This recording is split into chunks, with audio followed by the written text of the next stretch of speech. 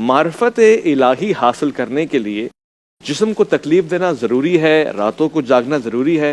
کہتے ہیں بعض اوقات کسی کی نگاہ کرم ہو جاتی ہے تب بھی معرفت حاصل ہو جاتی ہے، یہ ایسا ہی ہے؟ بسم اللہ الرحمن الرحیم. معرفت الہی کا خوبصورت تعارف شاہ صاحب نے پیش کیا جی.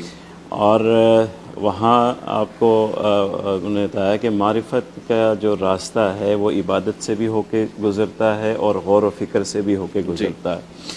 تو عبادت جسم کی تکلیف اسی وقت تک ہے جب معرفت کی پہلی سیڑھی بھی آپ نے نہیں چڑھی، اور جب پہلی سیڑھی ہی چڑھ لی آپ نے تو پھر جس درجہ آپ کی عبادت ہوتی ہے وہ تکلیف نہیں رہتی، وہ زندگی کا سب سے بڑی راحت ہو جاتی ہے. واہ واہ واہ. اسی لیے تو اللہ کے رسول صلی اللہ علیہ وسلم نے فرمایا کہ نماز میری آنکھوں کی ٹھنڈک ہے. اللہ. تو عبادت اسی کے لیے تکلیف ہے جس نے یہ سفر شروع ہی نہیں کیا یا اس سفر کے لیے غور و فکر ہی نہیں کیا. تو عبادت تو اللہ تبارک و تعالیٰ کی بہت بڑی رحمت ہے انسان کے لیے کہ اس کی معراج ہے. وہ کیسے تکلیف ہو سکتی ہے؟ کبھی کوئی انسان اپنی ترقی سے بھی تھکا ہے.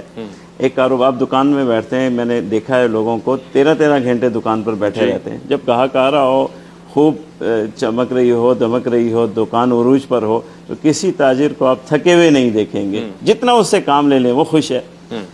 اور اسی طرح عبادت ہے جو انسان عرفان میں پڑ جاتا ہے جب وہ اپنے رب کو پہچان لیتا ہے، اور جتنا اس کا سفر اپنے اس معرفت اور عرفان کے راستے میں بڑھتا رہتا ہے، عبادت بڑھائے بغیر وہ رہ ہی نہیں سکتا.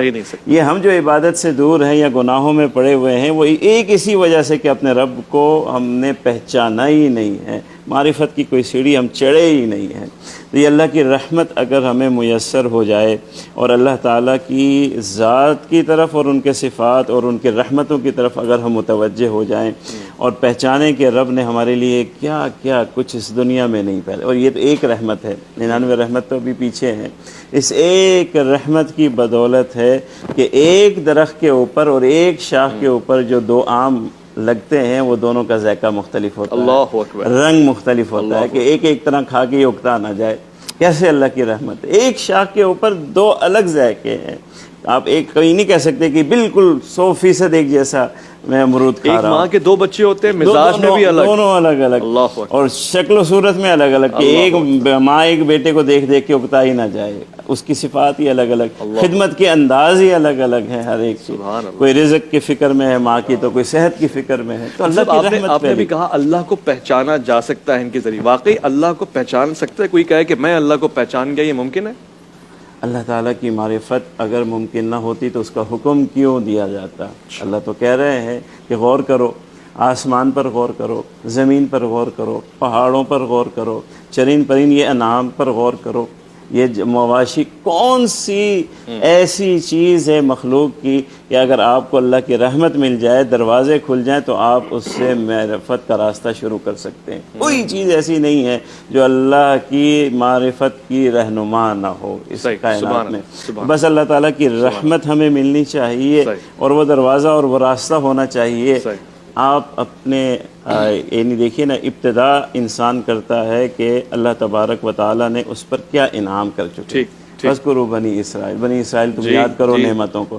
تو ہم سب کو جب اپنی معرفت کا سفر شروع کرنا ہے تو شروع کرنا ہے ان نعمتوں سے جو اللہ نے اسے عطا کر رکھی ہے. سب سے پہلے تو یہ وجود ہی ہے کہ آج تک سائنس اس وجود ہی میں گھوم رہی ہے، پھیل رہی ہے. روز ایک نئی چیز پتہ چل رہی ہے کہ جسم میں یہ بھی ہے، جسم میں یہ بھی ہے، جسم. اور یہ بھی معرفت کا سبق بنتا ہے نا، من عرف نفسہ. ہر سانس آنے والا اللہ تعالیٰ کی معرفت کا بے شک ایسے ہر روز کا آنا، رات کا جانا، یہ اللہ تعالیٰ کی معرفت کا